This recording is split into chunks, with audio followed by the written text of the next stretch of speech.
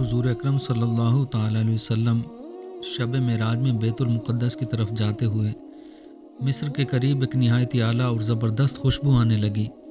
آپ صلی اللہ تعالی علیہ وسلم نے حضرت جبرائیل علیہ السلام سے پوچھا، یہ خوشبو کیسی ہے؟ جواب ملا کہ فرعون کی بیٹی کی باندی مشاطہ اور اس کی اولاد کی قبر سے خوشبو آ رہی ہے۔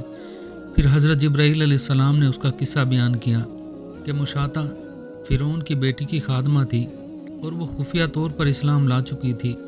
ایک دن فرعون کی لڑکی کو کنگھی کرتے ہوئے اس کے ہاتھ سے اتفاق سے کنگھی گر پڑی۔ وہ اٹھانے گئی تو اس کی زبان سے بے ساختہ بسم اللہ نکل گیا۔ اس پر شہزادی نے کہا کہ تو نے آج عجیب کلمہ بولا، رب تو میرے باپ فرعون ہی ہیں، تو پھر تم نے کس کا نام لیا ہے؟ اس نے جواب دیا، فرعون رب نہیں بلکہ رب وہ اللہ ہے جو مجھے اور تجھے اور خود فرعون کو روزی دیتا ہے۔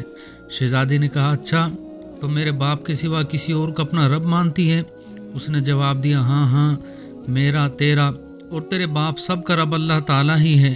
شہزادی نے اپنے باپ سے کہلوایا۔ وہ سخت غضبناک ہوا۔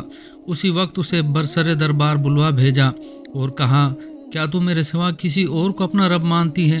اس نے کہا، میرا اور تیرا رب اللہ تعالیٰ ہی ہے جو بلندیوں اور بزرگی والا ہے۔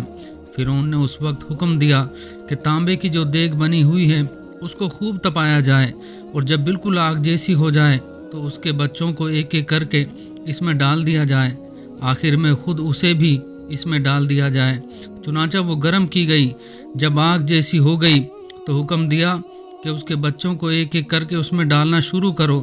اس نے کہا، بادشاہ ایک درخواست میری منظور کر، وہ یہ کہ میرے ان بچوں کی ہڈیاں ایک ہی جگہ ڈال دینا۔